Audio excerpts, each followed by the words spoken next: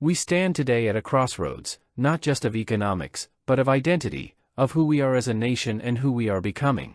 When Vice President J.D. Vance declared, "We're done being the piggy bank of the entire world," he wasn't merely talking about tariffs or trade deficits.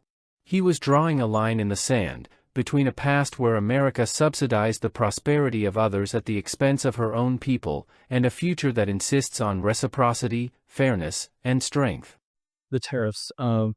There's been some retaliation, some signals at least in the media that Canada is going to respond, some of these others are going to respond to the president's tariffs. What's your message for Americans that are going to see costs increase on auto manufacturing, new cars, that kind of thing? Is it Buy America, or what's the message going forward there? Well, we say a couple of things. First of all, for the Canadians, and we have many dear friends in Canada, and of course we love the Canadian people, but the Canadian leadership threatening retaliatory tariffs against the United States, as President Trump often says, they just don't have the cards. There is no way that Canada can win a trade war with the United States. What President Trump has said is that he wants to level the playing field.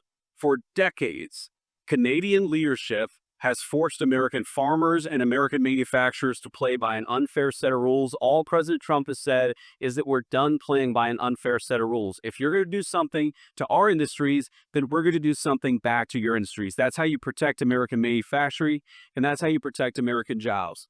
Now, what I say to the American people is look, the president ran on this, and he said very clearly that we're done being the piggy bank of the entire world.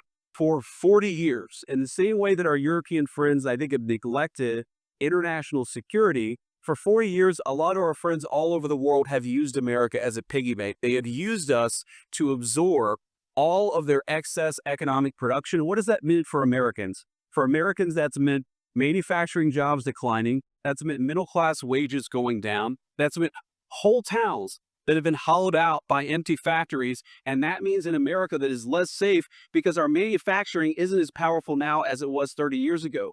I've got all these brave Americans in front of me and a few behind me too. We want to send, if God forbid we have to send Americans to war, we want them to have weapons, the best weapons in the world that are manufactured in America and not in China. The way you do that is to rebuild the American manufacturing sector. The days of America being the piggy bank of the world, the days of closed factories, the days of people not being able to get a middle-class job in this country, they're over. And yes, that means we're going to have to fight back even against some of our friends and their unfair economic practices. But the long-term consequence of this is going to be higher wages, more manufacturing, and more economic security for the American people. Take a couple more questions. For decades, the American middle class, our builders, farmers, welders, and machinists, have watched as factories shuttered, wages stagnated, and hope withered. Policies crafted under the banner of globalization often failed to acknowledge the complexity of human nature, which thrives not in rootless abstractions but in rooted communities. We were told that free trade would lift all boats. But many of our towns didn't float, they sank. Vice President Vance's message pierces through the noise with clarity. It speaks with the moral authority of someone willing to critique the status quo, not for the sake of confrontation, but for the sake of correction. That takes intellectual humility, the courage to ask not just, what is being said, but, what has been overlooked? Let us be honest. This is not simply a discussion about Canada or tariffs. It is a discussion about sovereignty, economic security, and truth. Vance's statement that Canada doesn't have the cards to win a trade war with the United States isn't bluster, it's an analytical observation rooted in economic scale, dependency, and leverage. It's also a confrontation with comfortable narratives that have too long escaped critique. This new approach honors something often forgotten in international discourse, the psychological necessity of self-respect.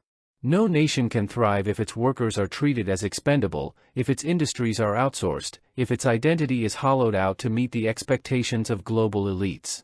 And make no mistake, this change isn't emotional recklessness.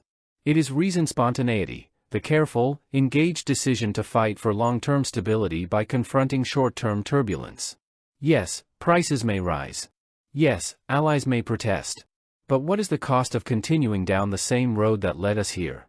More dependence? More economic division? More silence from those who once had a voice?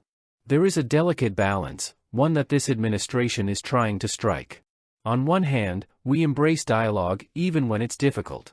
We respect our allies even when we disagree. But we also insist that clarity must trump convenience. If the rules are unfair, we must change them. If others retaliate, we must respond, not out of rage, but out of necessity. That's what constructive dialogue looks like. That's what clarity of vision demands. That's what an engaged, intellectually honest, and self-reflective policy must do. In that sense, this is more than trade, it's a cultural course correction. It's about re-establishing a system that works for ordinary Americans and not just for multinational corporations or foreign governments. It's about making sure that the next generation doesn't inherit rusted-out factories and hollowed-out towns, but opportunity, pride, and purpose. Let us also acknowledge that these decisions bring tension. The psychological terminology is apt. It's a moment of cognitive dissonance, when we must choose between the comfort of old illusions and the clarity of new truths. Vice President Vance didn't shy away from this. He embraced it. He said, in essence, we're willing to endure discomfort now, so we don't collapse later. Critics argue about inflation. They raise concerns about diplomatic tension.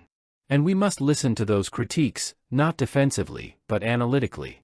But let us not allow temporary fears to derail a necessary renaissance. What we are witnessing is a narrative rebirth. A reclaiming of the American story from the hands of abstraction and return to the ground of reality. We are finally saying, we matter. Our workers matter. Our communities matter. This is not protectionism for its own sake, it is protection with purpose. From a historical lens, this moment mirrors past cycles. In the late 1800s, America used protective tariffs to build its industrial strength. It wasn't smooth. It wasn't perfect. But it worked. Contrast that with the last 40 years, where liberalized trade agreements, GATT, NAFTA, the WTO, promised unity but often delivered division. Now, it's time to reimagine, not to reject dialogue, but to elevate it. Not to avoid criticism, but to refine policy through it. As Vance said, we must be prepared to stand up even against our friends, not to betray them, but to insist on mutual respect. That takes empathy rooted in authenticity. We need intense listening. We need self-critique. We need careful words, grounded in truth, not just for the cameras, but for the soul of the Republic. In closing, this moment challenges us all, not just as policymakers or pundits, but as citizens. Are we willing to accept the psychological burden of transformation? Are we open to insight, to rebuilding, to systematizing what was once broken? The answer, I believe, must be yes. Let us walk forward, not with anger, but with conviction. Not with arrogance, but with purpose. Not with division, but with the disciplined pursuit of justice, truth, and renewal.